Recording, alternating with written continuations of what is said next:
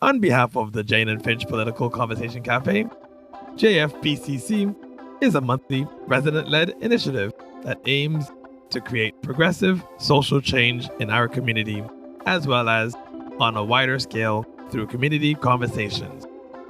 Our monthly cafe normally takes place on the second Wednesday of every month. This event, Beyond Our Local Borders, Part 1, was not sponsored and was entirely volunteer run. On behalf of the Jane and Finch Political Conversation Cafe, we would like to thank all those who made this event possible. A special thanks goes out to our lovely speakers, Yafa Jarrar, Mo Alqasem, and Anna Lippman, and the event moderator, Kimalee Phillip. If you have any questions regarding the Jane and Finch Political Conversation Cafe, or if you would like to be notified about our upcoming cafes, please email janefinchconvo@gmail.com. Hello, welcome everyone to part one of Jane Finch Political Conversation Cafe's Beyond Our Local Borders series on Palestine. Before we begin, let us acknowledge the land that we are on today. This land where we meet today has been inhabited for generations beyond our knowing. As we meet today, we recognize the historical territory of the Huron-Wendat, Petun, Seneca, the Anishinaabe, and the Chippewa. This territory is covered by the Dish with the One Spoon Wampum Belt Covenant, an agreement between the Haudenosaunee and the Ojibwe and allied nations to peaceably share and care for the lands and resources around the Great Lakes. I also acknowledge that Toronto is covered by Treaty 13 with the Mississaugas of the Credit. Today, this region is home to many Indigenous people from across Turtle Island, including many survivors and intergenerational family members who have been impacted by the legacy of the residential school system. Today, we stand committed to be partners in healing, reconciliation, and justice. As the primarily Black, racialized, and migrant peoples in Jane Finch community, we are striving for our community's access to resources, including lands for our community and the Indigenous community's use. In our collective action to obtain such resources, we are simultaneously demanding support for Indigenous peoples from across Turtle Island and offering our solidarity to land back movements. Many of us are in Canada involuntarily, particularly forcibly displaced Africans brought here as a result of the transatlantic slave trade and slavery, colonialism, as well as thousands of migrants and refugees from the global South. The struggles against colonialism, white supremacy, and anti-Indigenous and anti-Black racism are our struggles too, as is our collective fight against capitalism. We are in an everlasting solidarity with the struggles of Indigenous peoples in Canada and around the world against the occupation of their lands for profit and power by brutal forces of colonialism, white supremacy, and capitalism. With love, respect, and solidarity. So welcome again to part one of the Jane Finch Political Conversation Cafe's Beyond Our Local Borders series on Palestine. So the Jane Finch Political Conversation Cafe was formed by a group of community residents to share our experiences and political thought and to develop collective ways to create progressive social change in our community as well as on a wider scale. So this is part one of our Beyond Our Local Borders series. Beyond Our Local Borders is an attempt to have conversations about struggles, liberation struggles beyond our local borders and beyond our community. We'd like to stress solidarity with struggles happening beyond the Jane Finch community, and we thought it would be best to have our first conversation in the series to be about Palestine. We'd also like to stress the interconnectedness of all of our struggles, and considering that many members of our community are multicultural, diverse community, are Palestinian, and the importance of multiculturalism to the Jane Finch community means that we really have to be in solidarity with these struggles occurring elsewhere. Just a reminder that this is an inclusive space and no offensive, discriminatory, racist, or hateful comments of any kind will be tolerated. Any anti-Muslim hate or anti-Semitic comments will result in removal from this Zoom meeting. Also, to increase the accessibility of our meetings, we have enabled live transcription. So if you click on the live transcript icon on the bottom row, you'll be able to view or hide subtitles. Also, just to note, everyone has been muted at the beginning. The chat will not be available, but you can still send questions and comments to hosts. We ask that you direct all questions to myself, and my name is titled Send Questions to as well. So we will be having a question and answer period at the end of all of our presentations. So yes, I will be handing it over to Kimalee Phillip. She is our moderator for this discussion. Thank you.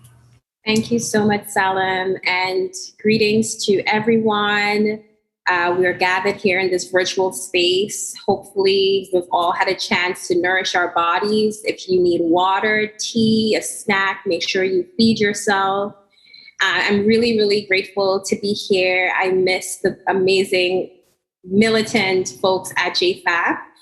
It's always a pleasure to show up and to work with you and to be in service to you. So I'm going to introduce the speakers. We have three incredible speakers, Mo, Yafa, and Anna. So I will introduce them. Also, I know that a lot of our videos are off, but feel free, if you have available to you the reactions button. If you hear a comment that you love and that resonates with you, use your reactions so that we can at least feel some semblance of connection across this virtual platform. And we will definitely try. I see some of you using your thumbs up. Amazing. Thank you. And we'll definitely have some time later to field questions and comments from you all. But let's dive in because I'm excited to hear from these incredible folks who for a long time have been doing really important, challenging work. So with that said, first I'm going to introduce Yafa. Yafa Jarrar is a Palestinian Canadian human rights lawyer. Yafa was born in Jerusalem and raised in Ramallah, Palestine.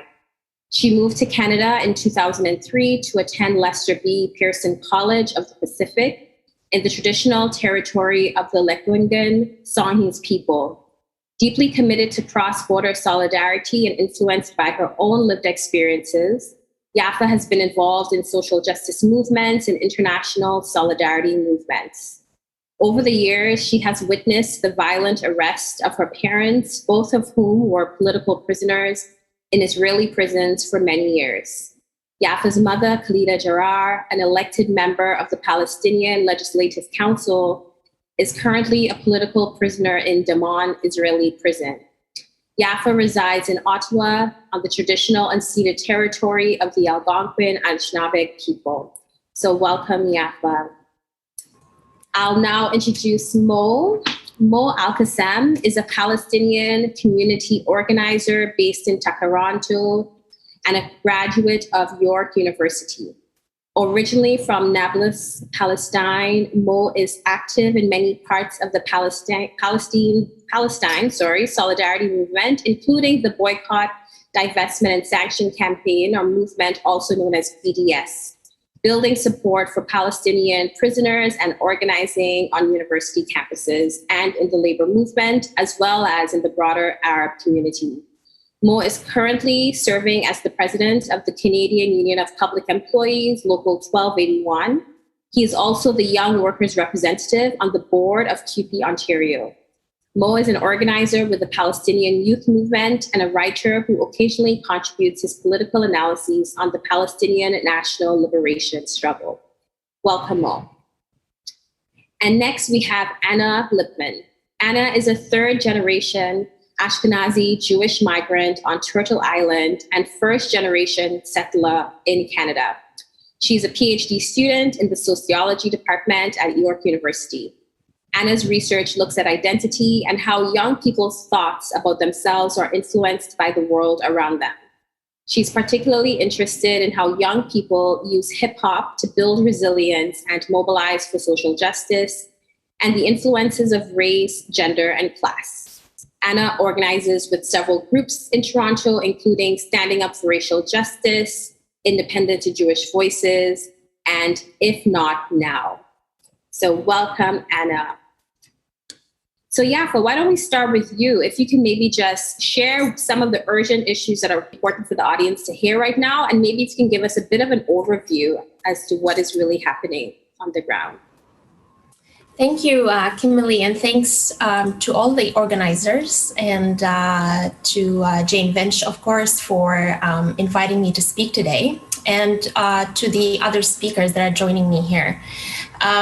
I speak to you today, as Kimalee has mentioned, from the traditional unceded territory of the Algonquin and Anishinaabeg people.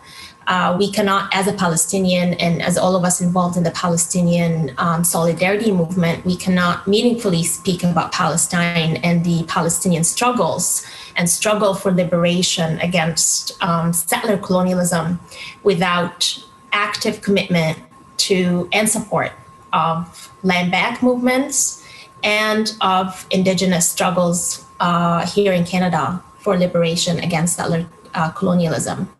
Particularly, we're living in very difficult times now with the recent discoveries of the remains of 215 Indigenous children in Kamloops. So our hearts, of course, go to the communities and to the families of those children whom aren't the only victims of the ongoing ethnic cleansing of Indigenous peoples.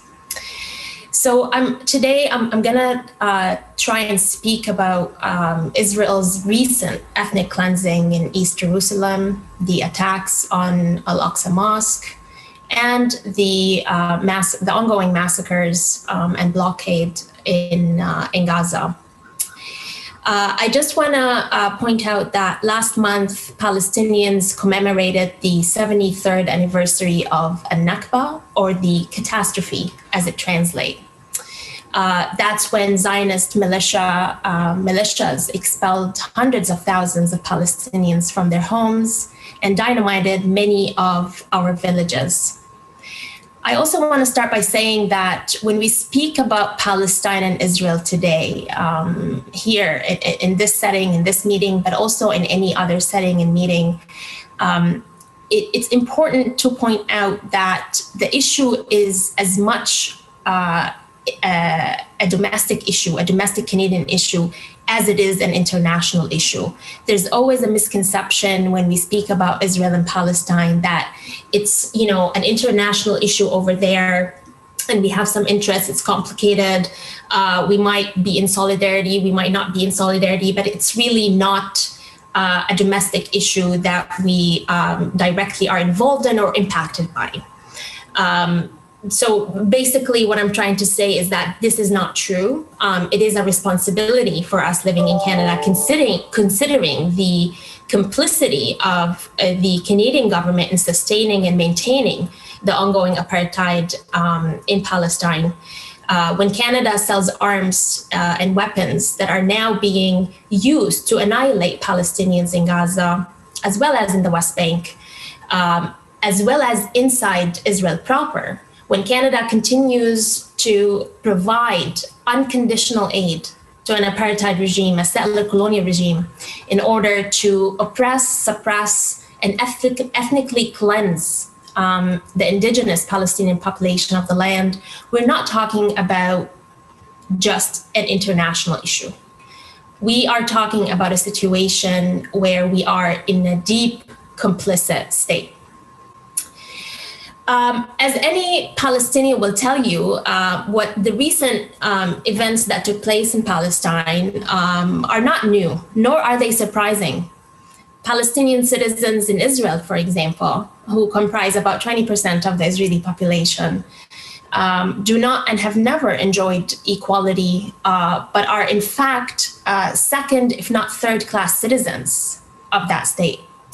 The Israeli state placed them under martial law that was only lifted in 1966. and they remain under emergency rule today without any protections. So those Palestinian citizens, they remain subjected by bifurcating Jewish nationality and Israeli citizenship. So Israeli citizens don't have as much rights as a Jewish national. This is very important because it will connect us to the whole discussion of, the situation being comprised in the legal sense as an apartheid settler colonial state. Palestinians at the time, or any time Palestinians rise up, even within Israel, have been met with excessive force. Most recently, before what happened recently, but back in October 2000, 13 Palestinians who are citizens of the State of Israel were killed for protesting against the invasion or one of the invasions in the West Bank. In 1976, when they rose up on Land Day, which is March 30th, 6 Palestinians were killed, Palestinian citizens of the state as well. So what we're seeing today is not surprising and makes evident for the world to see that within Israel, what's been coined and now more frequently referred to and used as Jewish supremacy is a central organizing principle of government that the Zionist state is using in order to advance its interests. So to say that there are clashes between the Palestinians and Hamas, as we hear on mainstream media, actually obscure the power dynamic that subjugate Palestinians as a matter of law and policy. So you won't see Israeli police protecting Palestinians against settler Israeli mobs inside Israel, but they have sent and deployed military border units into the city of Lid, for example, which is a Palestinian city inside Israel proper, in order to attack Palestinians there. So there's no parity. We need to mourn all life while maintaining a context and an analysis of power that's at the root of what's happening today. The uprisings that we have seen also in the past few weeks, especially the Palestinian general strike, the powerful general strike that took place in all of Palestine, from the river to the sea, in the West Bank, in Gaza, inside Israel, and what have you. These have been the most widespread protests in recent years, but it's also, they have been in response to the fact that Palestinian citizens of the state, which Israel doesn't even regard as Palestinians, they usually are referred to or they're named as Arabs, Arab citizens of the state of Israel. And the fact that they are referred to as Arabs as opposed to Palestinians is an effort to negate their Palestinian national identity. This is a divide and conquer strategy that tries to separate those Palestinians from the rest of the Palestinian nation, whether it be in the West Bank, Gaza, or throughout the diaspora. When Palestinians began to protest on the inside of Israel in solidarity against the mass forced removal of Palestinians in Sheikh Jarrah, the neighborhood in Jerusalem that we have been seeing on the news lately, that's what sparked the antagonism against them that actually was fueled by settler-dominated Knesset, which is the Israeli parliament.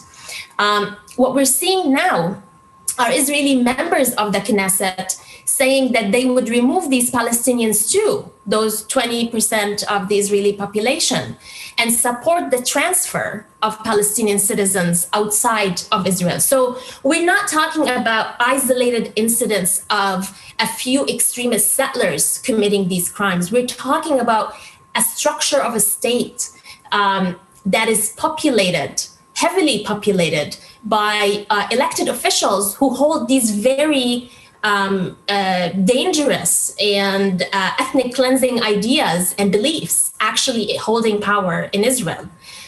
It also speaks to the fact that it's not really, we've also been hearing that Now there's talks about Netanyahu not getting support, not forming the government, leaving, the fact that Netanyahu is a problem. Netanyahu is a problem, but he is not the problem.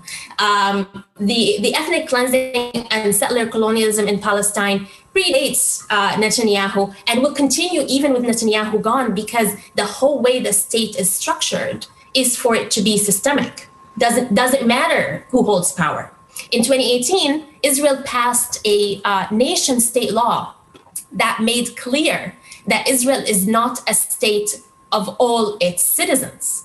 That is law. It's not, that law was passed in 2018, which state that Israel is in fact a Jewish state. So in that sense, we cannot have a religious state that is by law a religious state and also claim that it is a democratic state for all of its citizens. This argument goes to any other state also who is in law a religious state.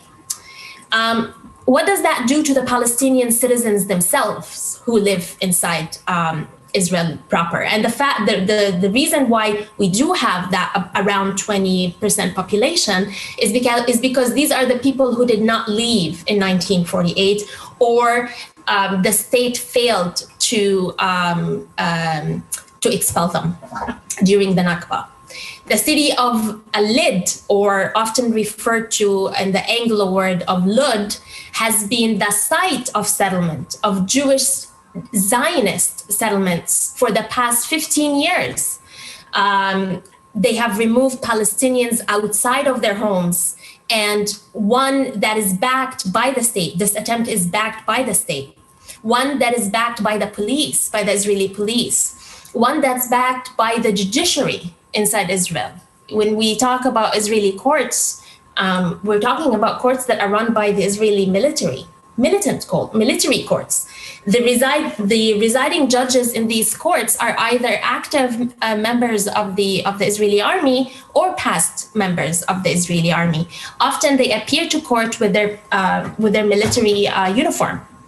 So again, this is what we've seen is sure maybe unprecedented in terms of Palestine from the river to the sea, but also the manifestation of the explicit unjust domination that is centralizing and upholding the term that's been coined as Jewish supremacy within Israel.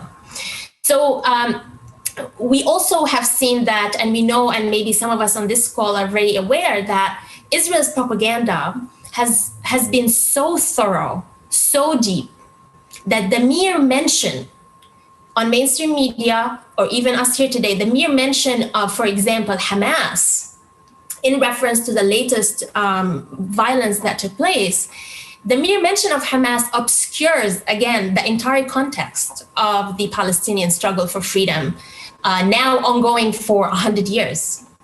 Hamas has become the boogeyman in Israel's rhetoric, but also in the rhetoric of the mainstream media here in Canada as well, and the United States and other Western media.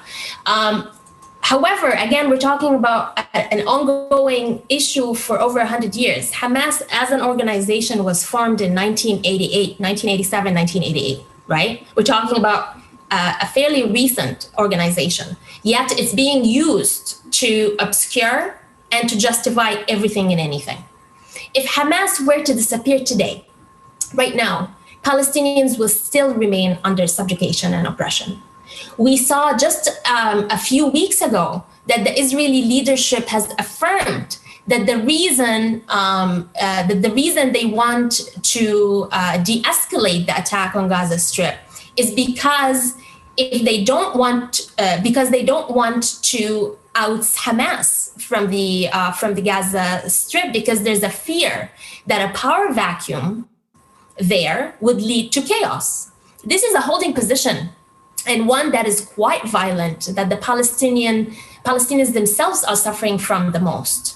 For the past 15 years, there has been a deliberate siege on the Gaza Strip, a 365 square kilometer piece of land that is around the size of the city of Montreal in Canada. That piece of land borders the Mediterranean Sea and Israel as well as Egypt, with about 2 million people, one of the most densely populated pieces of land on earth. They have been put on a subsistence diet on how much they can eat. Their electric generators have been shot. They are kept in an open air prison. Even if everything today were to stop, and even with the so-called ceasefire, there are still attacks ongoing right now as we speak. Even if everything today were to stop, Palestinians will still be enduring violence. Children will still not be able to live freely, to travel, to dream of studying abroad, of marrying who they want to marry, of building homes as they wish. They have been subject to a structural domination of siege, of war, of dehumanization.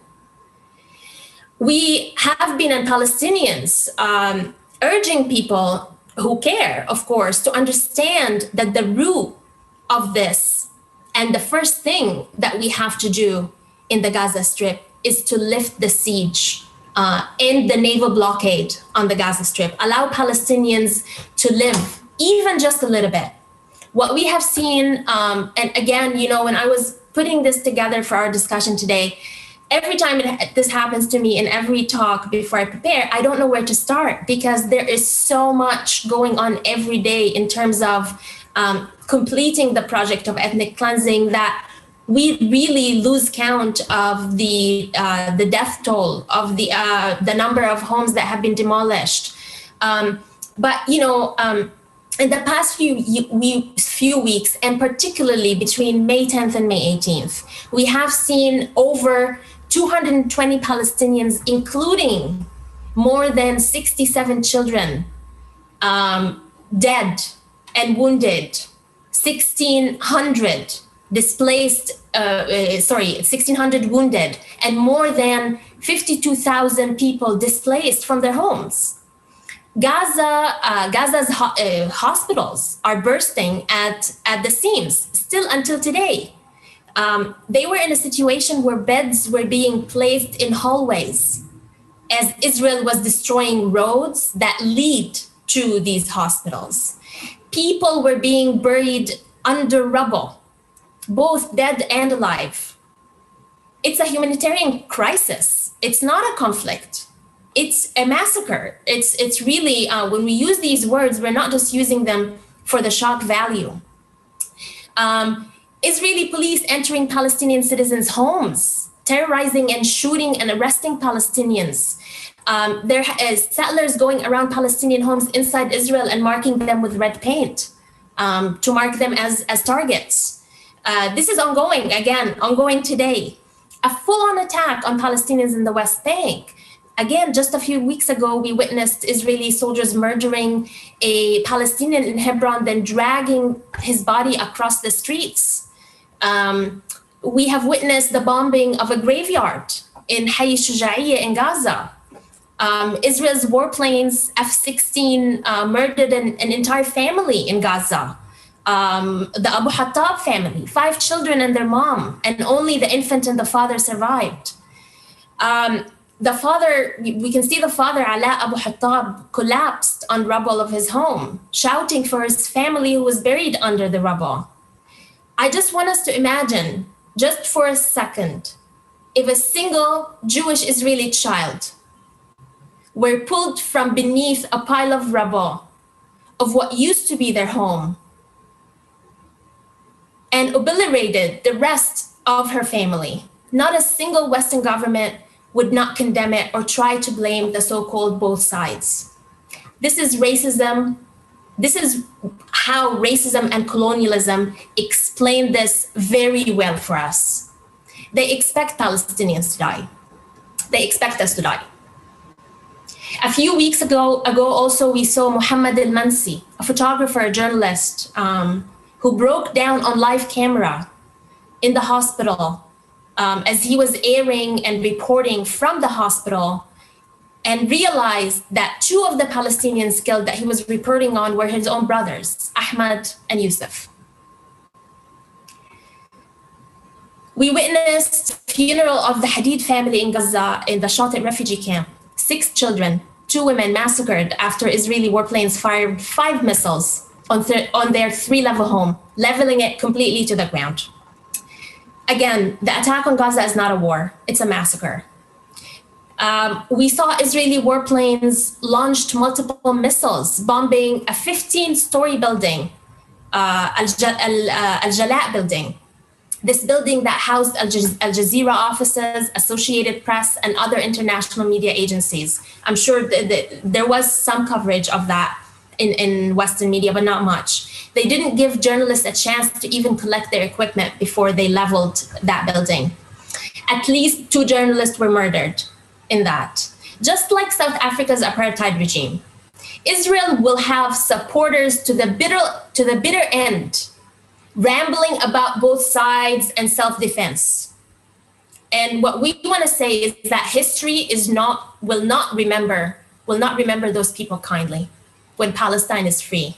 On May 10th, in Israel, an Israeli settler killed a Palestinian citizen, Musa Hassouneh, from the city of Lid. On May 28th, an Israeli court ruled to release the killer. Let's just think about that for a second. Since April, over 2,000 Palestinians were arrested and placed under the so-called administrative detention.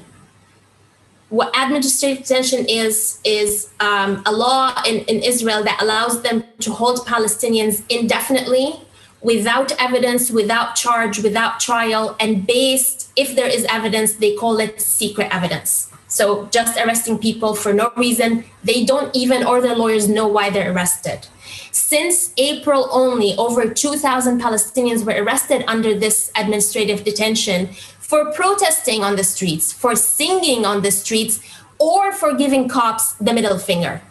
So we're talking about a settler colonial apartheid state that is so fragile, of indigenous people on the streets protesting for the right to live, for the right to live with dignity, for the right to live with equality and equity.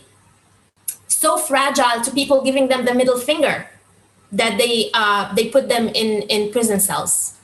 A few days ago, Israel arrested 23-year-old Muna al-Kurd and her twin brother, Muhammad al-Kurd.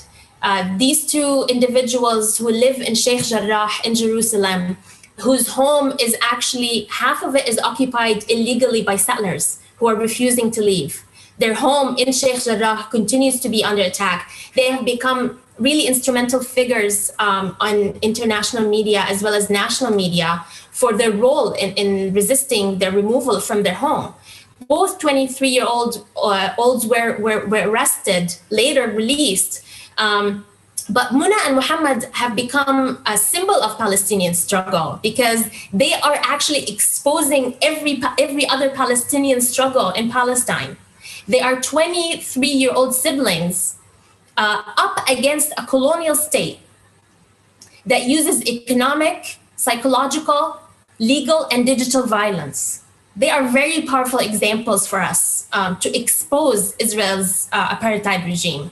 Also, a few days ago, Israeli forces violently attacked Palestinian runners who were just participating in the Jerusalem Marathon in Silwan neighborhood in Jerusalem. Silwan is another neighborhood or town that is under continuous threat of evictions and ethnic cleansing, very similar to Sheikh Jarrah. 12 Palestinian runners were injured, including 2 of my own friends.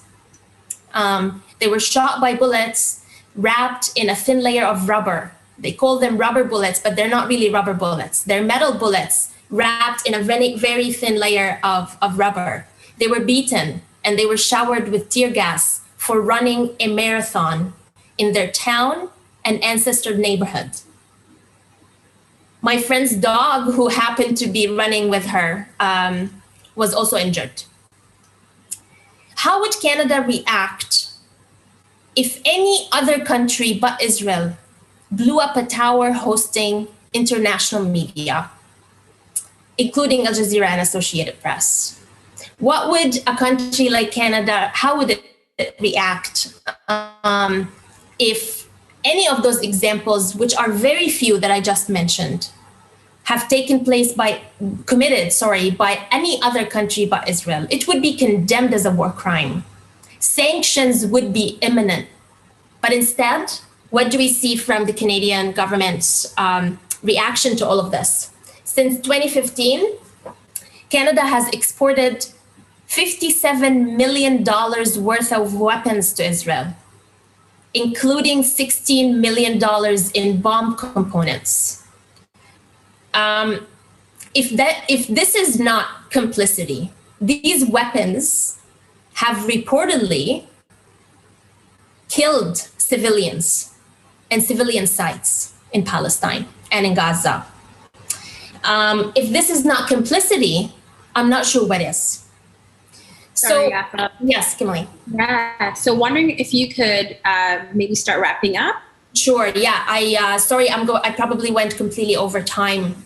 I'm just about to finish just by saying that for all of these crimes have been justified by Israel, again, as we see today, as Hamas targets or Hamas military assets.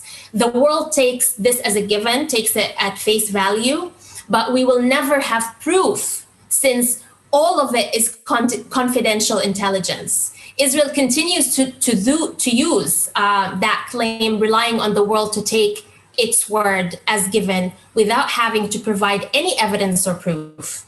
The only evidence and proof that we have are Palestinian death tolls, uprooting and erasing of infrastructures, the whole villages, mass murders of children and Palestinian civilians. What we need and we hope to achieve is we need immediate sanctions against Israel. We have a very important responsibility to play here in Canada and in the international community. We need to end the siege on Gaza immediately. And as I just want to end with Desmond Tutu's quote, that if you are neutral in situations of injustice, you have chosen the side of the oppressor. Thank you, and my apologies for going over time. No, don't apologize. Thank you so much. And before I pass it on to Mo, Yafa, I wonder if you could speak to the video that we used to open the space. Some folks might have missed it, but do you mind just speaking briefly to that video and why it's important to share? Yeah, absolutely. The video that we just shared was a Afro-Dapka project that was done and completed by the Popular Arts Center in Palestine, which has partnered with the South African Palestine Solidarity groups to produce representative Palestinian Jerusalema dance. So the video is inspired, of course, by this amazing song. And the dancers that you see in that video are all Palestinian dancers, as well as some South African dancers in collaboration with the Palestinian Afro community inside of Palestine. So a lot of these dancers that you see, actually, many of them are now in prison after the latest events that took place. I used to dance with one of those dancing troupes myself when I lived in Palestine. It's a very powerful production. It takes place in different cities in Palestine, and they show you how many kilometers each city is far from Jerusalem. Thank you so much for that, Yafa. And so we'll move now to hear from Mo. And before we pass on to Mo, I just want to quickly read an excerpt from a poem written by Asia Monet. And this poem that she wrote, it was inspired by Mahmoud Darwish, who was a Palestinian poet. And the poem is called We Are. So I'll just read one of the excerpts. Move not for reason, but love. Any law that deviates from this is as cruel as it is ancient. Let your words be soothing terrors. Never mind what was written. We will rewrite it. An idea of freedom is all we know. So with that said, I'm going to pass it on to Mo, and we'll unpin Yafa and bring on screen Mo.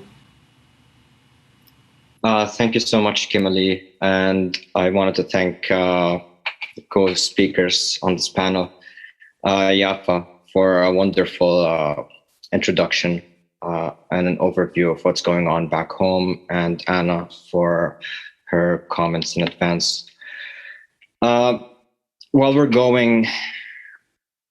we're having these talks and while we're discussing Palestine, and we're asked how we're feeling, whenever I'm asked how I'm feeling, and this is something that I usually do not speak of, there's a poetry line that comes to my mind by my favorite poet, Tamim al-Barghouti, and it says, في العالم العربي تعيش بتبص في الساعة وخايف نشرة الأخبار تفوت عشان تشوف على الشاشة ناس في العالم العربي تموت. So the translation is, in the Arab world you live, looking at the clock, afraid that the news hour would pass and you wouldn't be able to watch the news, to watch Arabs and Arab lives being lost. That is how I've been feeling. Palestinians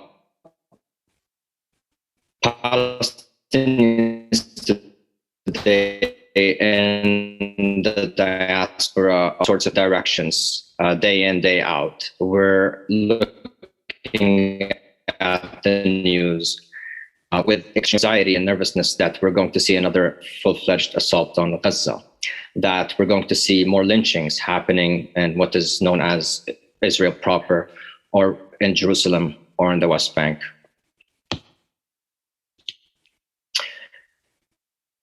What's been happening is a new political moment, and that's what we have to recognize.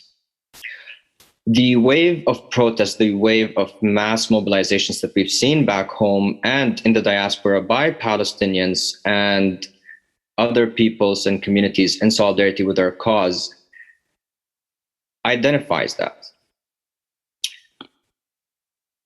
We've shifted the conversation from talking merely about Israel's crimes and Israel's assaults on Palestinians to what is the end game? What is it that we're looking for today?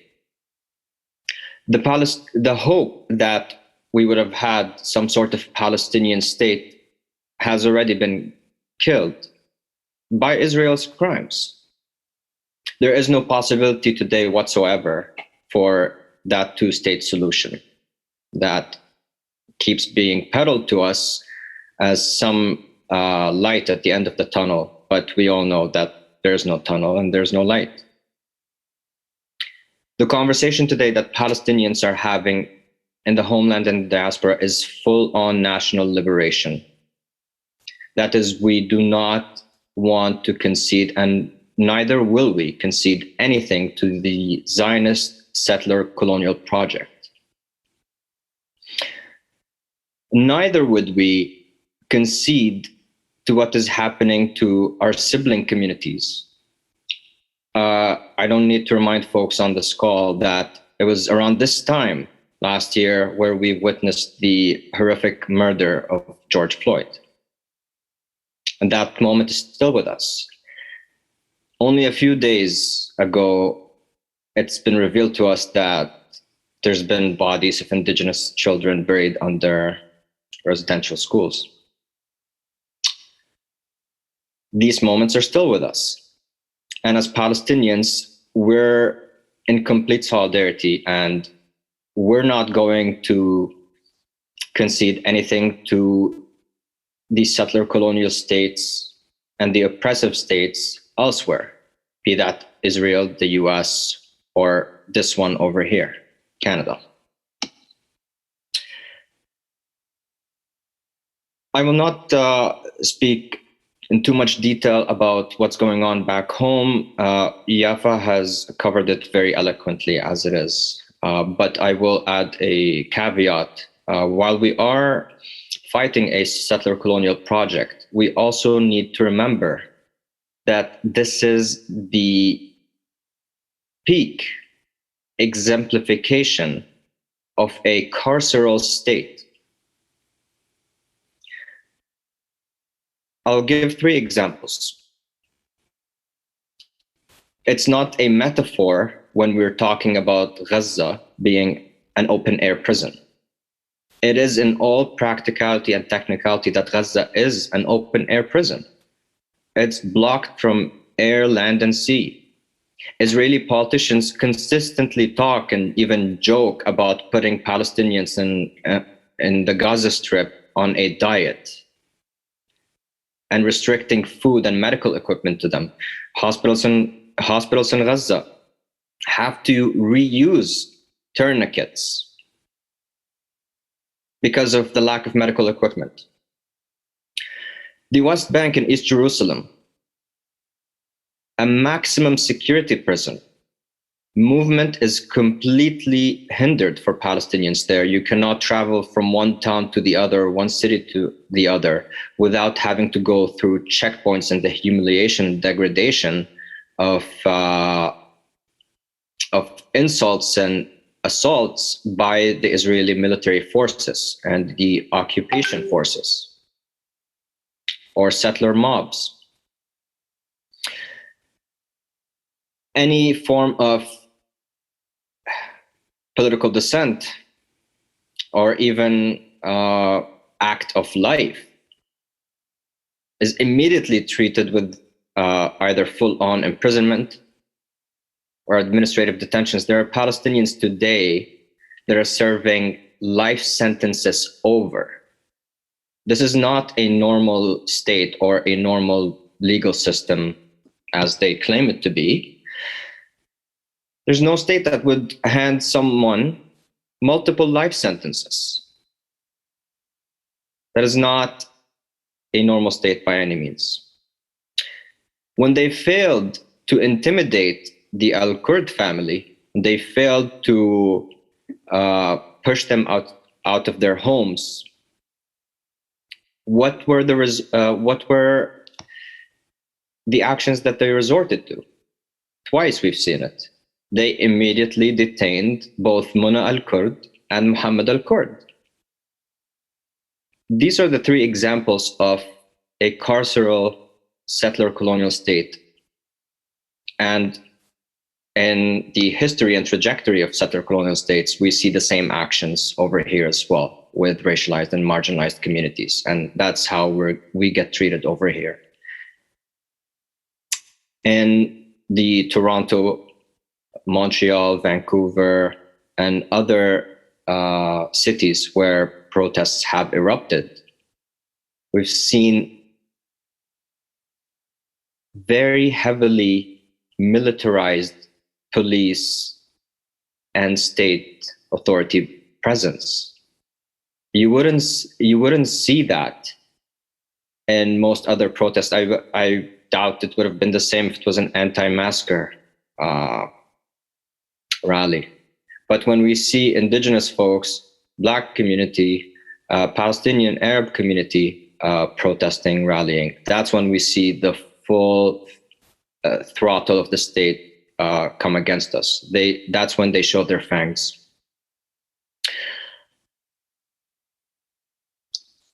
Over the last few years and even the decades of Palestinian and Palestine solidarity organizing, we've had a lot of success and a lot of gains.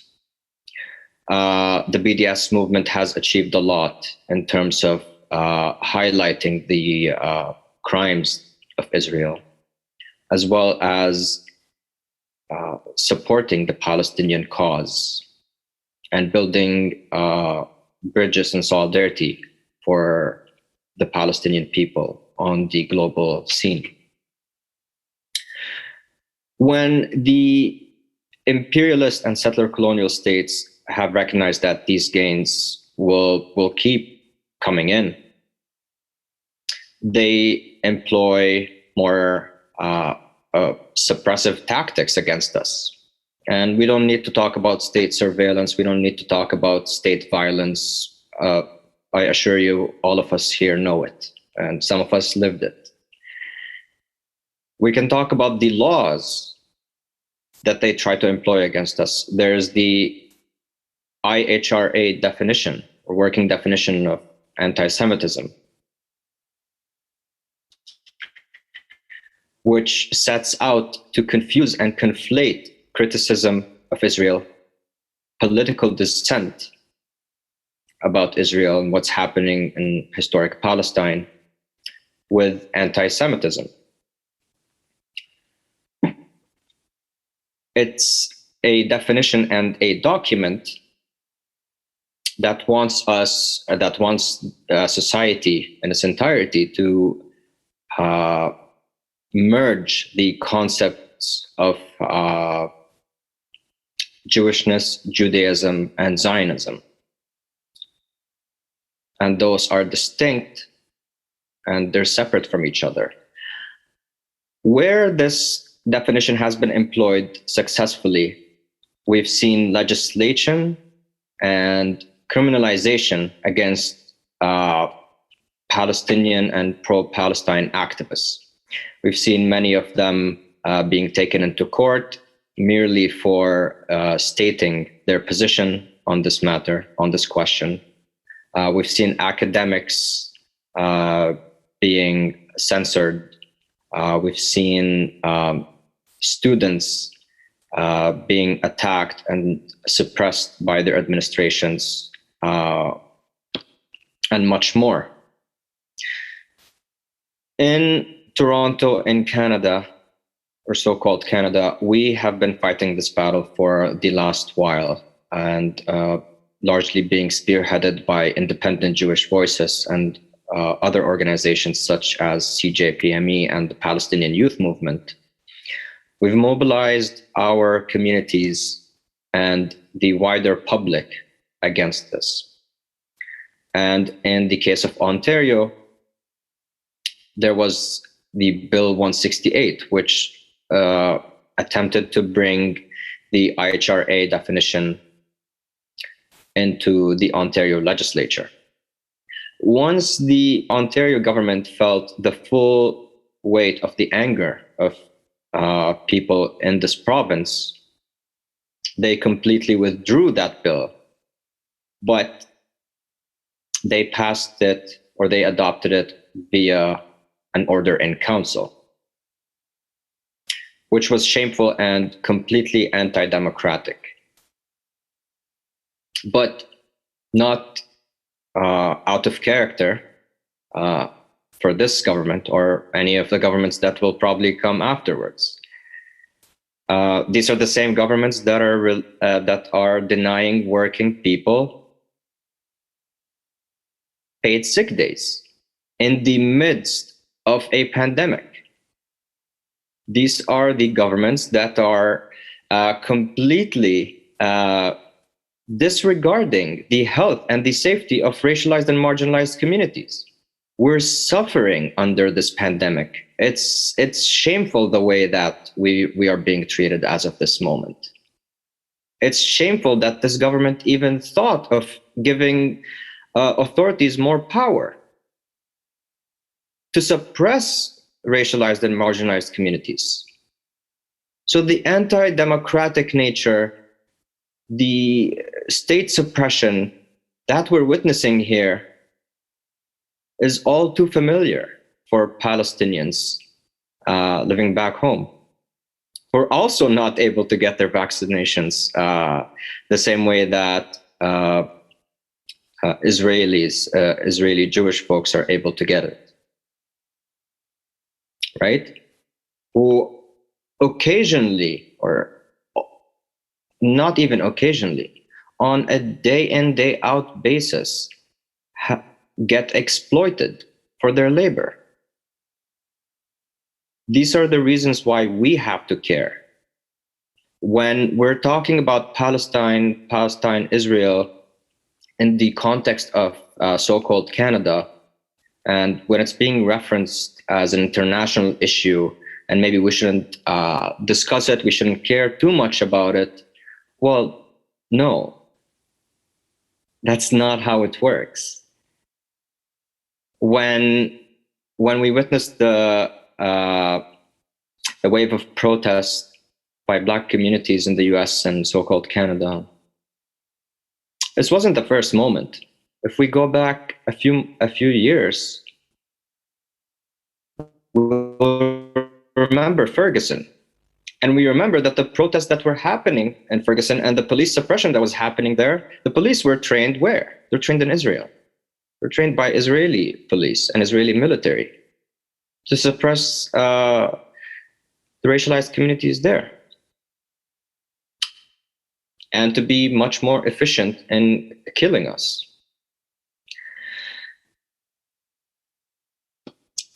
So on that topic,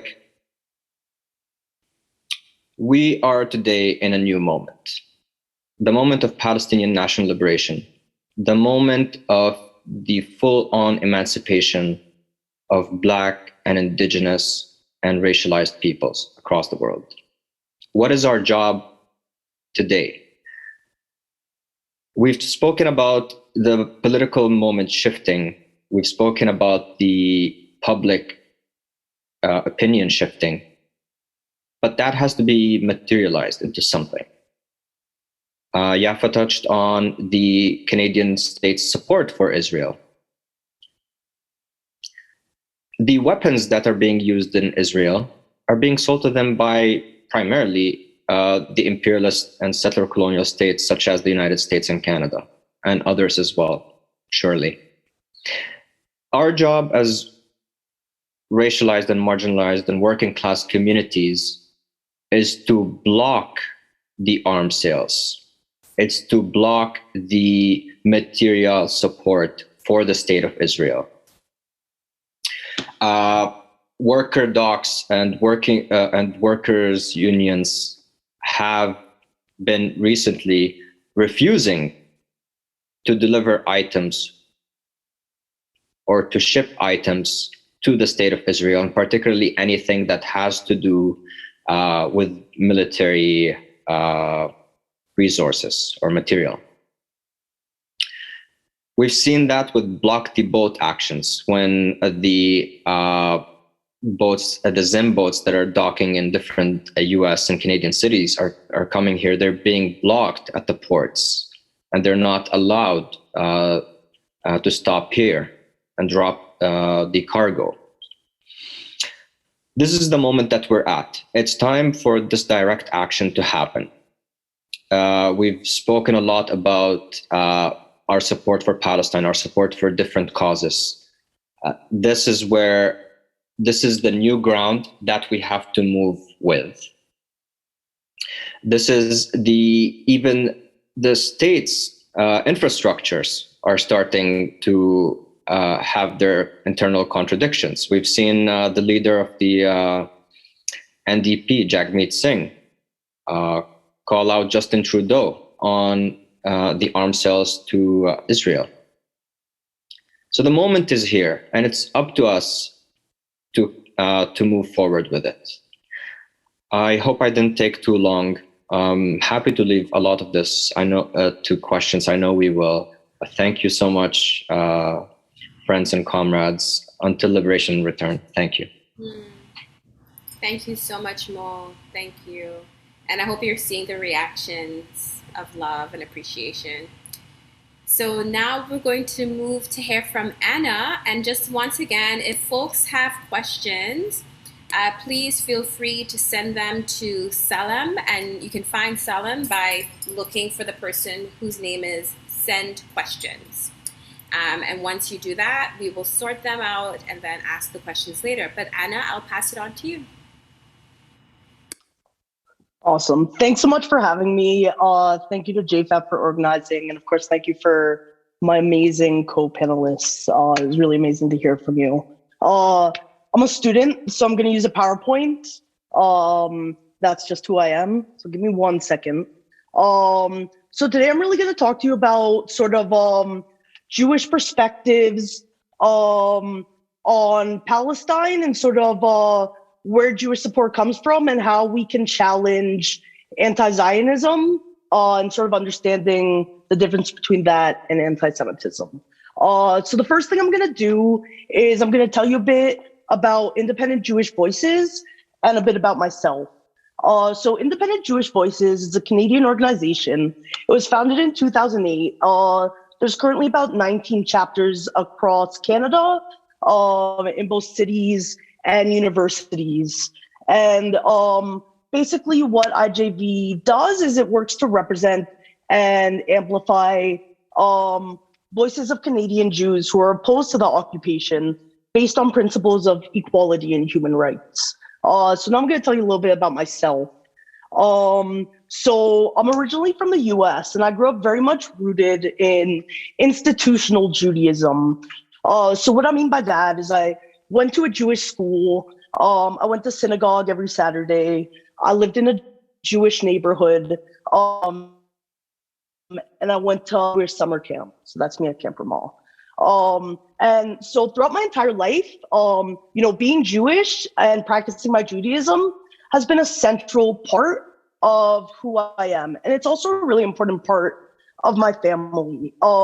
So my grandfather on my dad's side, he came to the US from Russia after being persecuted there for practicing Judaism. And my grandma on my mom's side came to the US after being liberated from Auschwitz during World War II. So very much for my family, we seek safety through Jewish community for what we perceive to be sort of an unsafe world, right? And in a way, it's the same desire for Jewish safety and community that birthed the project of the Israeli state. So I'm going to give you a quick and dirty little history. So starting around the early 1900s, diasporic Jews, so Jews all over the world, began building global Jewish support for the idea of a state for the Jewish people, the state of Israel. So this idea of a Jewish state, the state of Israel, that's what we know as Zionism. So Zionism, it's important to note, it's an ideology. It's a set of thoughts and ideas and a way of thinking and seeing the world around us, right? Now, Zionism, it's not a unique ideology. It actually fits right in with settler colonialism and white supremacy, which we here in North America obviously know quite well. And if you don't really see the links between settler colonialism and Zionism, this quote on here, it's basically the slogan for Israel: a land without a people for a people without a land.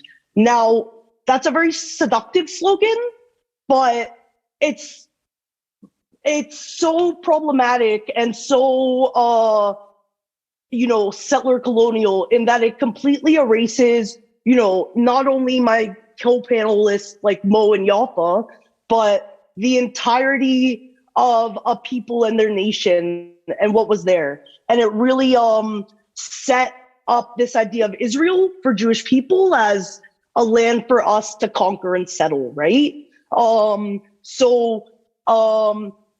There were early Jews who came to Israel as what they called pioneers to settle the land and civilize it and get it ready for the eventual Jewish state, right? But more than just ideological support, there's a lot of monetary support for Israel from Jews abroad. So the Jewish National Fund, which has been around since the early 1900s, so again, before the State of Israel, is an organization. They're known for these blue boxes.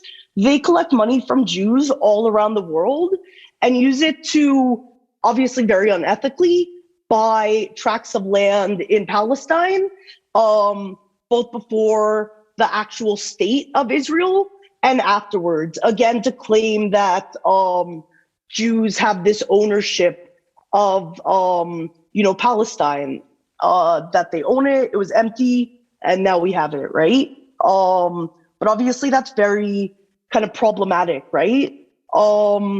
But the thing that's so alluring about this ideology is this enmeshing of Jewish identity with the state of Israel. And I think JNF does this really well. So I'll read you this blue box. It says, a symbol of identity. What is the meaning of the blue box? It is not just a simple container with an unusual message. Small as it is, it stands for a big idea, of the greatest partnerships the world has ever known, that of the Jewish people everywhere with the land of Israel. So growing up, I was very much taught personally that a key part of what it means for me to be Jewish is Israel.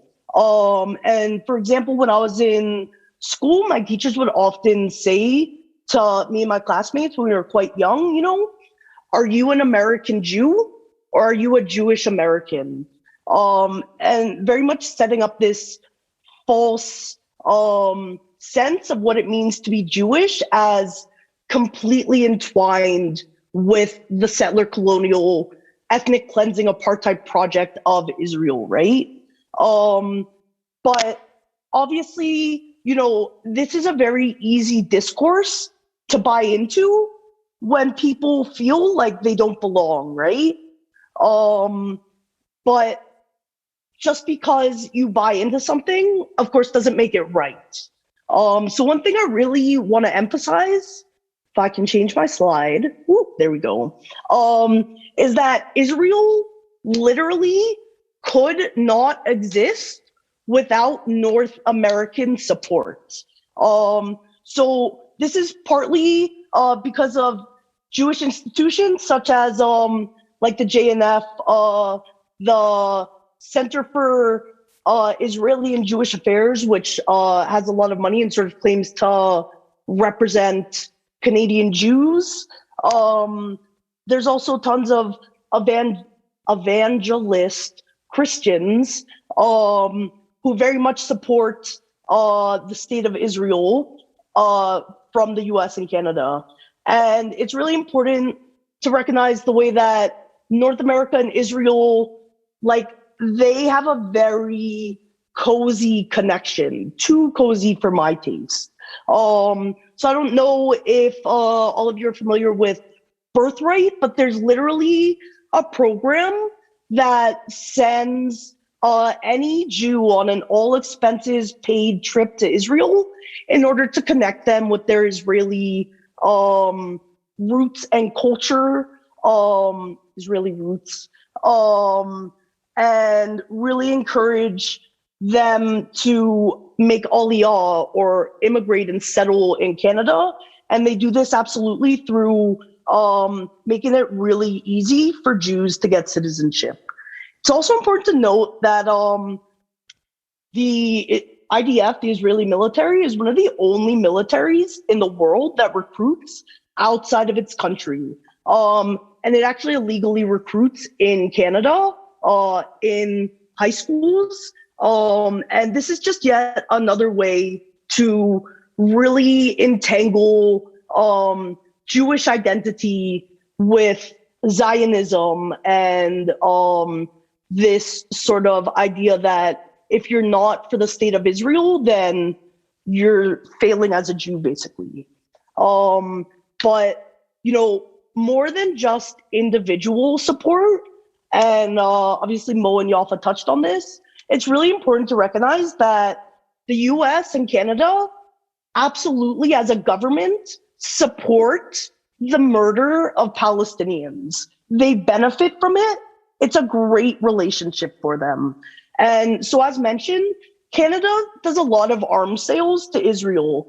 They are literally selling the weapons that are killing Palestinians. More than that, though, we continue to trade with Israel and allow their products to be sold in our countries, despite the fact that they're continuing to violate human rights laws, right? In addition,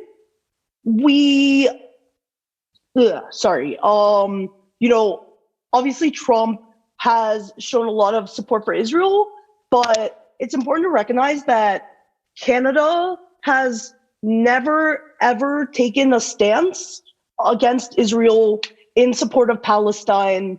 When Trump was going to move the U.S. consulate to Jerusalem, Trudeau was asked to make a statement, and the entire Canadian government failed to say anything, right? And I think it was someone who said earlier, like, silence speaks volumes, right? But as horrifying as it is to know how entangled Canada and the US are with Israel, it's not really surprising to me, because it all comes back to that same sort of settler colonial white supremacist logic, right?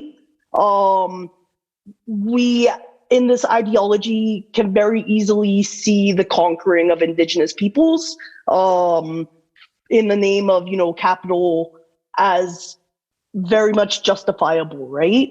So in fact, in the history of Canada and the US, these lands were also looked at as, barren lands for pioneers to settle. And interesting, the only two imperial countries to ever be, wanted, or sort of the only colonial projects that have ever been done basically in the name of God is the US and Israel. So, it's that logic, it's that settler colonial white supremacist logic that allows Israel to continue to function without North America doing anything about it, right? Because it's good for them. But it's really important for me to point out and say that there's actually nothing moral or Jewish about genocide and land theft, in case you didn't know. And actually, to buy into Zionist ideology, it really robs Jews of their humanity, because it takes away our ability to be whole. And it's basically like this cycle of violence where hurt people hurts other people and just causes more harm in the world, right? So, you might be wondering, like, is it possible to critique Israel without being anti-Semitic? And absolutely you can. I think it's really important to recognize that Zionism is an ideology, right? We have a duty to engage critically with these popular ideologies and recognize the ways that problematic thinking hurts people and has real life impacts, right? And we've seen this all through history, and Palestine is nothing different. So what is anti-Semitism? It's pretty easy, I promise. It's just, where are my notes?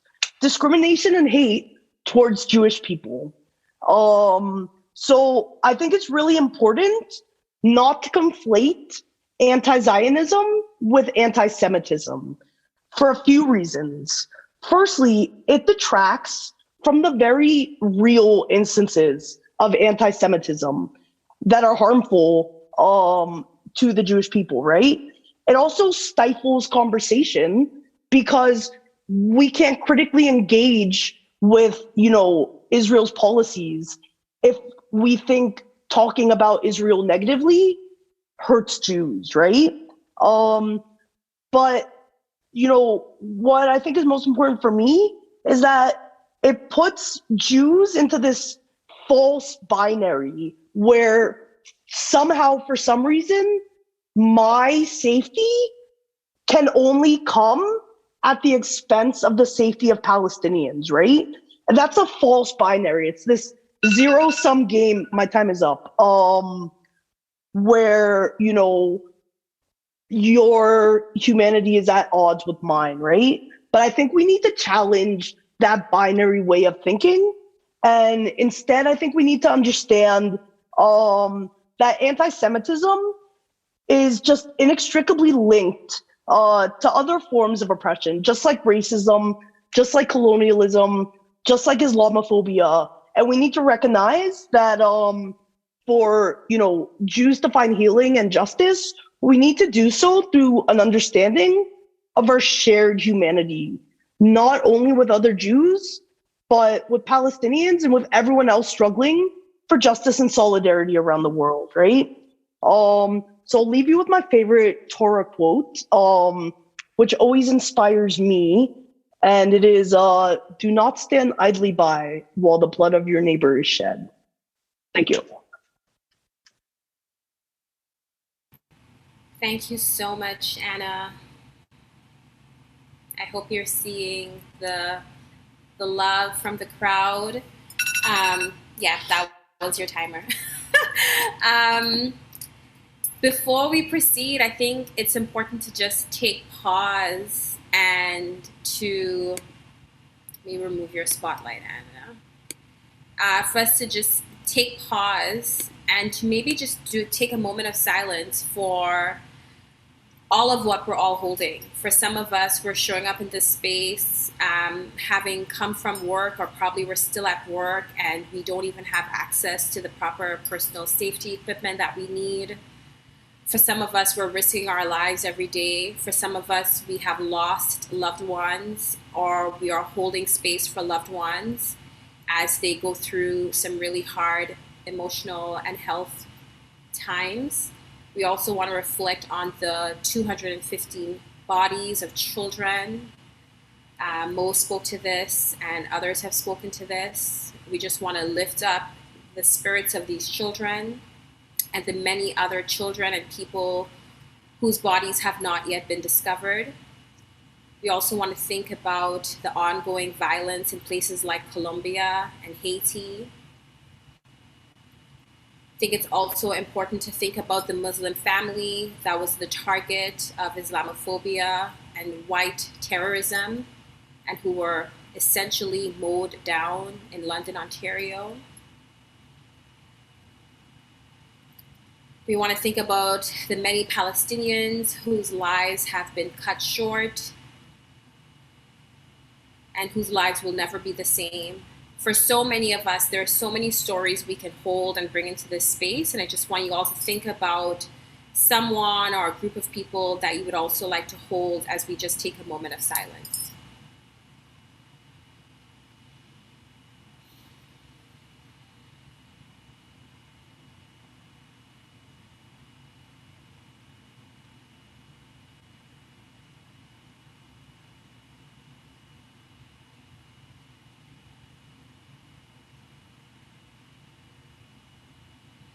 Thank you so much. There's a really beautiful quote by Assata Shakur that I can't remember verbatim, but essentially she says, you know, your death has me standing up stronger. So we will lose folks, but we will continue to rise much stronger, and with the kind of militant and consistent love that is needed to get us all through this. So we've received some questions from the audience. So let me just jump into the document to see what folks are sitting with. And I just want to again take this moment to thank all of our speakers. Thank you, Anna. Thank you, Mo. And thank you, Yafa. So we have a question here, and I'll open it up to see if Anna or Mo or Yafa want to speak to it, because it's not directed to anyone specifically. In light of the strong silencing power that Zionists have in Western nations like Canada, how do we push for these public conversations and media coverage to challenge the legitimacy of Israel as a state? I guess I can go first. That's a very good question. And, you know, from my perspective, this is one way. What we're doing today is one way of challenging that. But also, I think that just like, I mean, we should also learn from history a little bit. I kind of had one sentence touching on that from apartheid South Africa. During the struggle in apartheid South Africa, there was enormous and strong and profound support and interest in maintaining the apartheid regime in South Africa and other Southern African nations where also apartheid existed to remain the same, right? That there were economic interests in it. There were also very similar arguments that we see today in defending the apartheid regime in South Africa as we see today with those apologists of the Israeli apartheid state. So I think keep doing that, normalizing the fact that it is not okay for us to support racism and settler colonialism, full stop, no debate. It is not a debatable issue.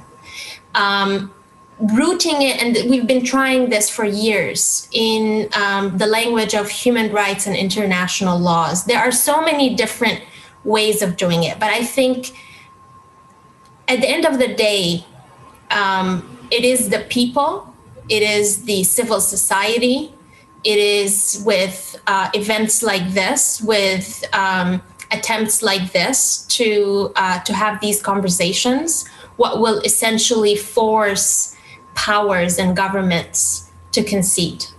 We will not get any of that concession as a gift and voluntarily. Again, we learned that from history. In the most recent attacks on Palestine, we've seen an increased suppression of just relaying what's going on the ground through social media like Facebook and Instagram and Twitter, playing a very dangerous and complicit role in suppressing people, whether it be sharing facts or images or videos and what have you. But at the same time, we've experienced as well a shift in public opinion because people were able to see directly from Palestinians on the ground, literally just turning their live coverage on. No comments necessary. Here's what's happening, and relaying it this way. So again, it's an effort that needs and a pressure that needs to be put from all directions. But the most important is to not let these fear-mongering strategies of silencing affect the way that we do talk about these issues. Anna's presentation was incredibly important. And the work of organizations like Independent Jewish Voices, where they have enormous and endless resources available for people, because there is a real fear, especially in places like Canada. Anytime you speak about or criticize any of the policies of the State of Israel, you're immediately labeled as anti-Semitic. And we know that that's not true. We know that's a very dangerous accusation. We know that it's insulting. It's insulting to the history of what the Jewish people have been through in history. We know that, it is inappropriate for a state like Israel to use Jewish people around the world to use their name in committing these violent policies and acts against the Palestinians. So I think there's no lack of resources and places to go for that kind of information, to be equipped for it, and just doing it. Because I think in the end of the day, these fear-mongering strategies are falling apart. People are smarter than that. We have the facts being reflected through people on the ground. We don't have a lack of information or knowledge, so that's not a good excuse either, that I don't know enough about it, therefore I'm not going to touch it. And we have a role, we have a responsibility, again, because of the complicity of our, and I hate using that reference, but tax dollars going to actually to fund the ongoing apartheid in Palestine. There's a responsibility. So I will end my rant here, but excited to hear what others have to say. I completely appreciate and agree with what Yafa said about this. I think it's time to really revise how we treat media, and particularly in this country. It's really time to pull the carpet right from under them. We've had protests at media companies or in front of their offices and whatnot. As a matter of fact, in Toronto right now, there's a picket happening in front of CBC. Wish we could all be there. And that's what we should be doing.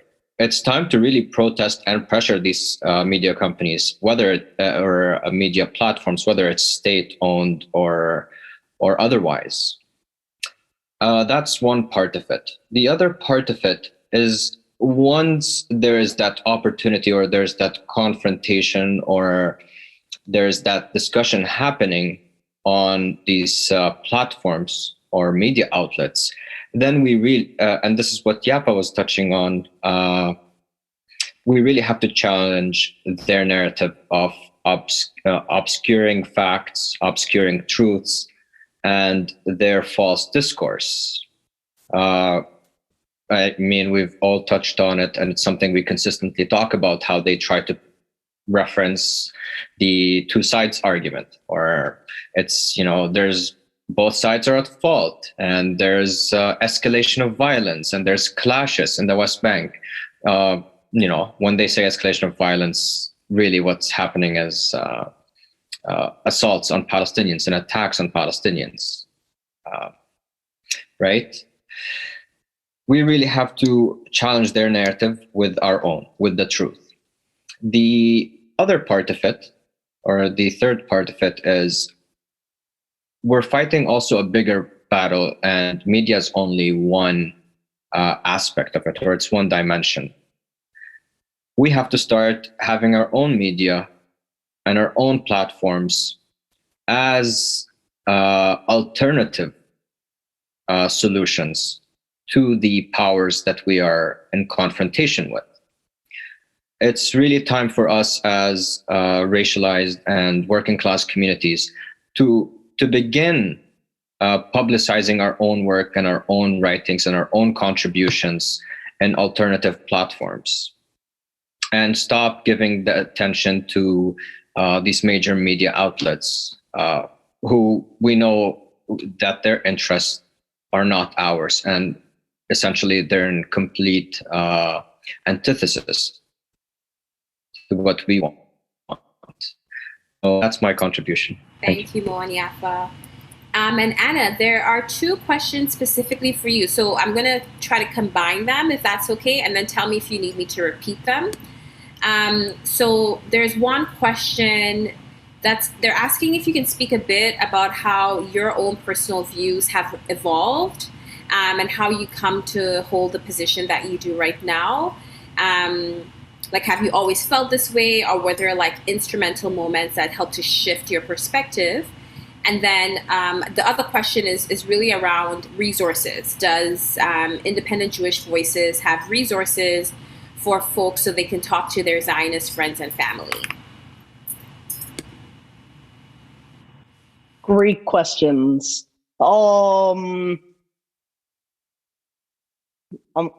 Okay, I'm gonna start. So for me personally, I think like I said, growing up so kind of deeply involved in like institutional Judaism, like I didn't have really any opportunity to hear anything except basically, propaganda straight from Israel, right? Like there's so much done where Israel sends their young people to like schools and camps all over North America to tell young impressionable kids like, I'm such a great person, like how could you believe that the Israeli army is bad, right? And I think it's really like difficult to challenge that when that's all what really kind of turned it around for me was when I was about 19, I went and volunteered on a kibbutz, which is a socialist commune in Israel, which is neither, but it was like 4 kilometers away from Gaza. So just to be in that environment to see what it was really like, both in Israel, for me as like a white Jew, in Israel for racialized Jews, and then to go literally like 4 kilometers away and to see what's happening in Gaza. Like, you know, it's hard to find any like reasoning or morality in the situation when you see it right in front of you, right? And I think that's kind of what Yafa was talking about when, you know, just recently we've been able to actually see what's going on in Palestine, right? And that's something most people don't really know. And if you're not looking specifically for those narratives, like exactly, like the mainstream media is not going to give it to you, right? And so I think definitely a key part of this work for me is finding alternative Jewish community that, you know, isn't Zionist based, and absolutely like independent Jewish voices for peace, if not now Toronto and global. There are all these great Jewish organizations out there that recognize the Jewish imperative of social justice and have a lot of not only resources, but sort of community events and workshops and stuff around that. So I would highly recommend checking any of those orgs out. Thank you so much. And I know that you all have started speaking to this, but there is a question around what are the best ways to support the movement. I know you've spoken to supporting the BDS campaign. I don't know if you want to say more about how folks can support the movement for Palestine liberation. I'll go quick and then Alpha can follow me up. I think it's really important for us non-Palestinians to really follow, you know, what Palestinians are asking and show solidarity. And absolutely, I think BDS is a really important way to do that, as well as engaging, you know, people who typically don't know much about this issue, you know, those that are kind of like progressive except for Palestine. Like, this is a great time to pull them into BDS and to Palestinian solidarity, as I've talked over. Yeah, thank you, Anna. This is, you know, what I always say. It's the Palestinians have asked the international community. They gave the international community a toolbox, makeup box, whatever you want to call it, to use in any way possible within their local contexts, right? And that is the call for boycott, divestment, sanctions, mirrored after and modeled after the South African apartheid BDS movement, calling on the international community to whatever, you know, avenue or group or space that you are a part of, to kind of use the BDS as a way to challenging Israel's apartheid, but also to stand in solidarity with the Palestinian people. So that call came from the heart of Palestine, Palestinian civil society, including all political parties, all unions, and what have you, in 2005, and it still is. You know, we have seen many major victories over the years since 2005.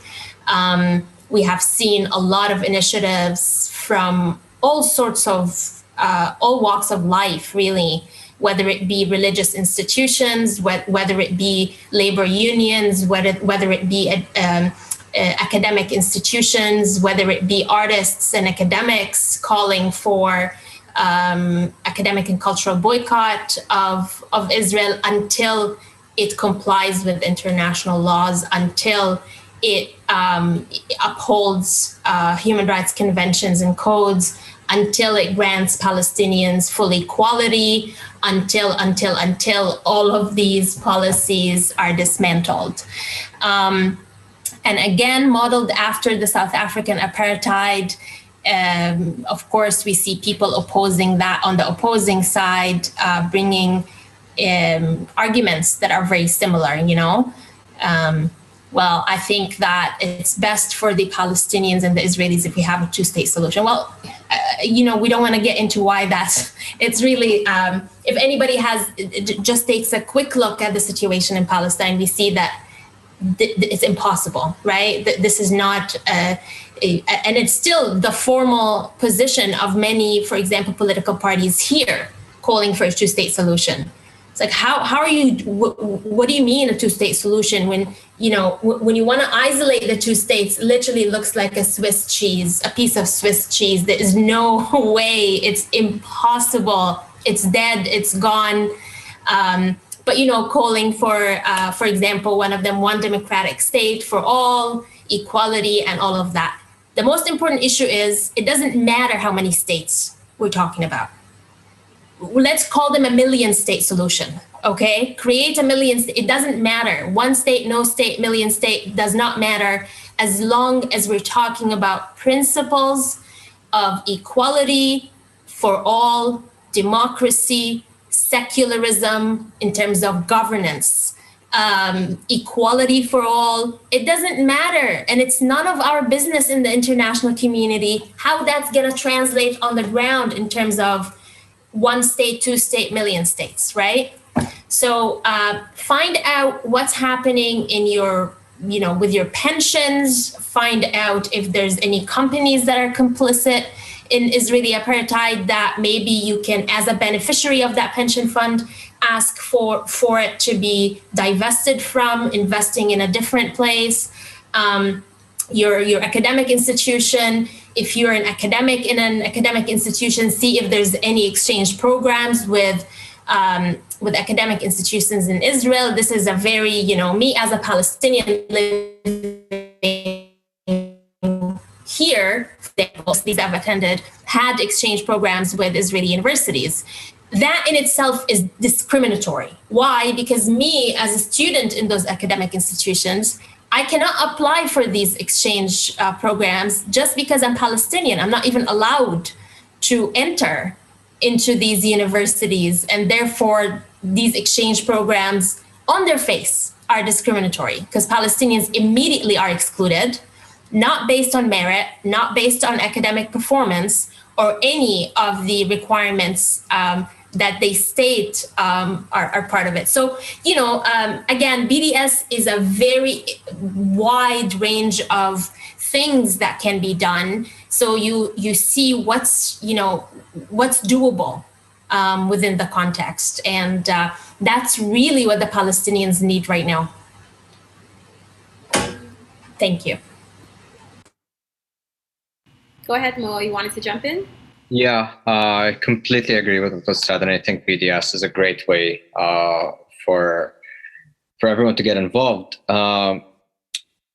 The other thing that I wanted to add was I'm a firm believer that we have to organize in our communities. And this is why this particular organization is really important, because when these moments happen, when these events are occurring, I'm personally seeing a lot of Palestinian youth all over the country getting radicalized, actually starting to engage with politics, actually starting to take action for themselves,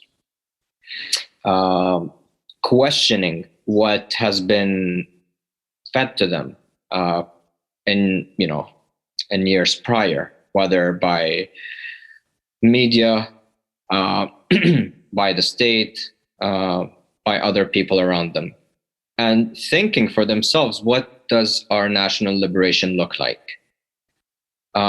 So if we're organizing in community, it's these moments that we can really capitalize on, for lack of better terms.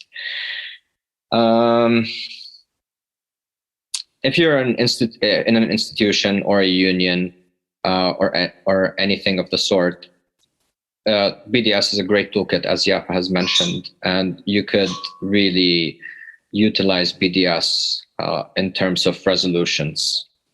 and pushing your institution or union or organization to adapt BDS into its functioning framework.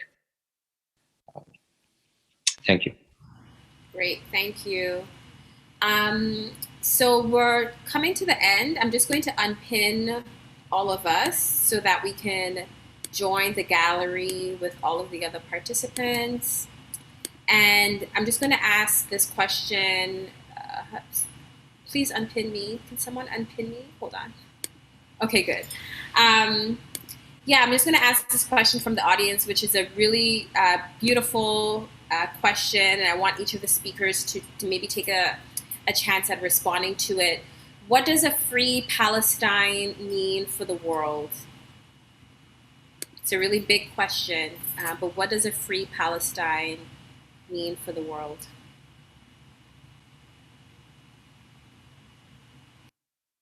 I'll go first while our others think. It's easier for me because I'm not Palestinian. I think that, to see a free Palestine, to see a liberated people who have gotten, justice and really fought against colonialism and seen liberation and freedom, I think it would be sort of like, this model for almost everyone else in the world to see, like, this is the way that we come together and, build a global struggle that frees everyone, right? I would find it inspiring.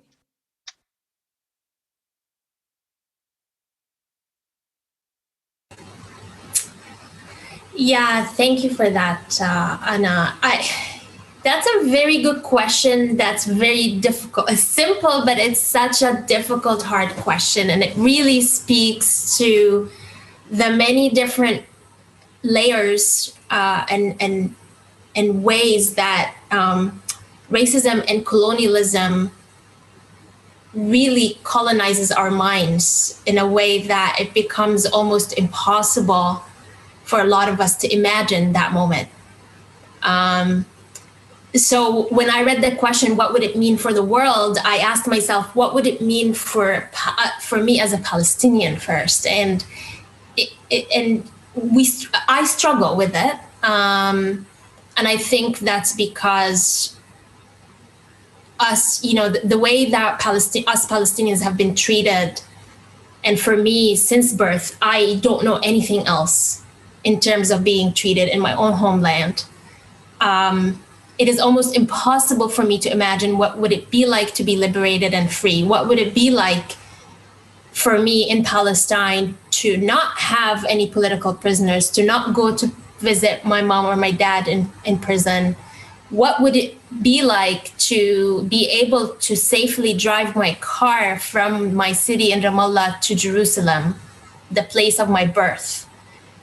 What would it be like for me to drive freely without checkpoints and without the threat of being shot by soldiers or settlers, to drive to the city of Yafa, which is a city I'm named after, and which is a city I don't know and I'm not allowed to go to? What would it feel like to go to the city of Bisan, which is where my grandfather is from, and he's a refugee and was displaced from that?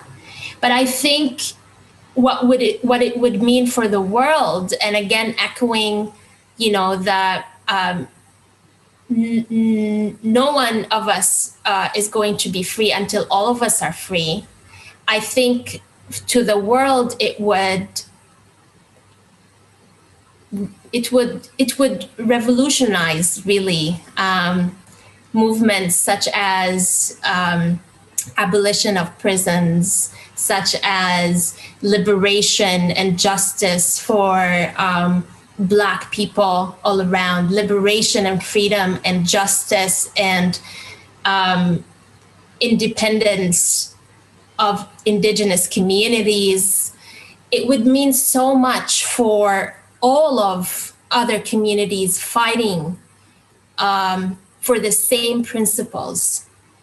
of humanity, of justice, of equality, of liberation, to be able to live without fear of continuous violence, without racism.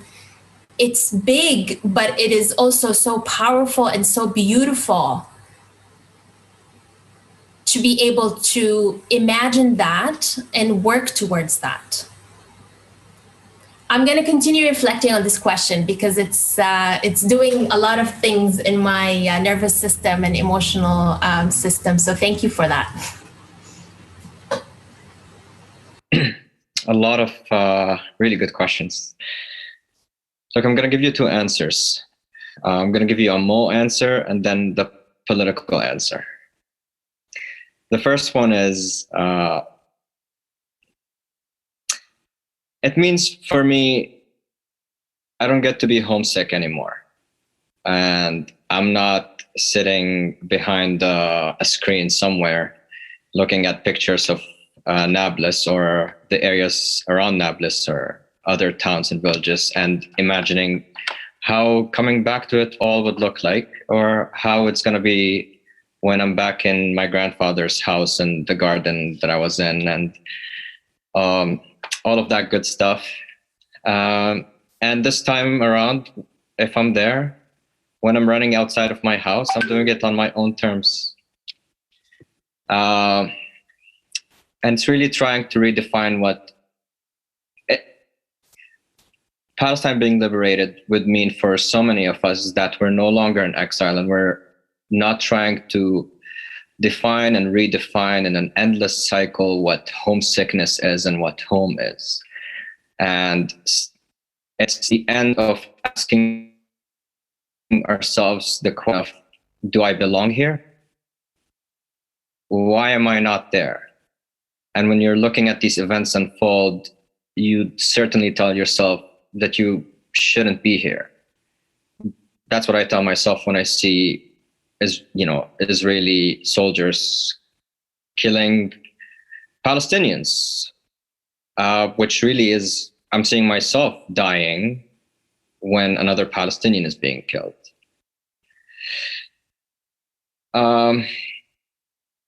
So your soul is in two places at the same time. You're here and you're there, and you're afraid that you'll never be able to go back. But what does it look like to be back? So that's the Mo answer.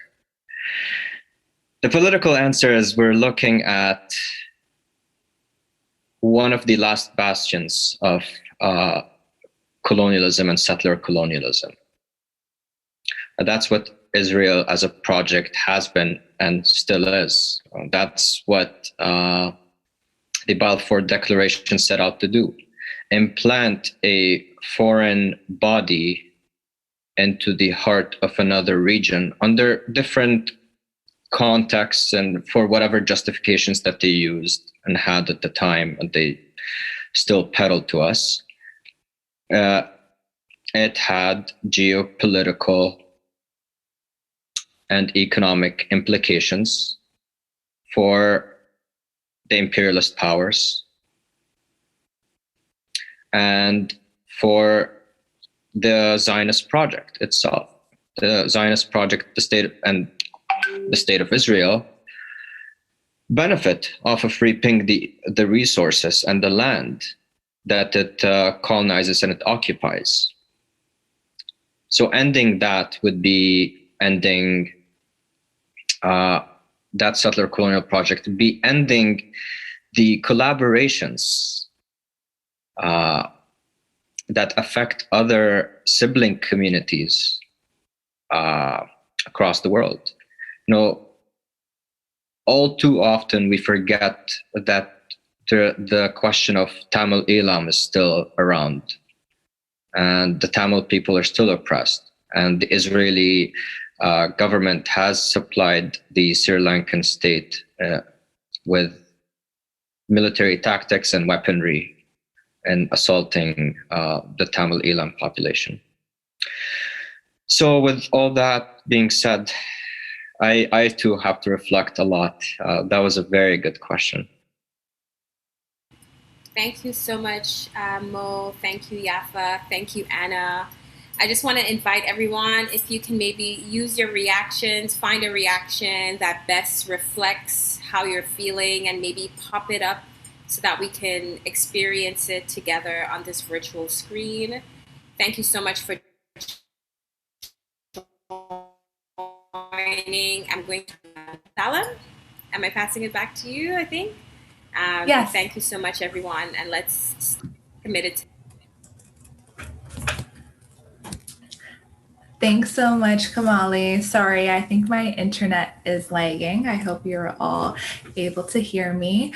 I just wanted to say thank you again to all of our presenters, Mo, Yafa, and Anna, and of course, Kimalee. She is a Black feminist organizer with the Caribbean Solidarity Network. You did a great job. Also, a big shout out to JFAT members who were helping with tech support, and especially Fareed for helping organize this and get all of our speakers.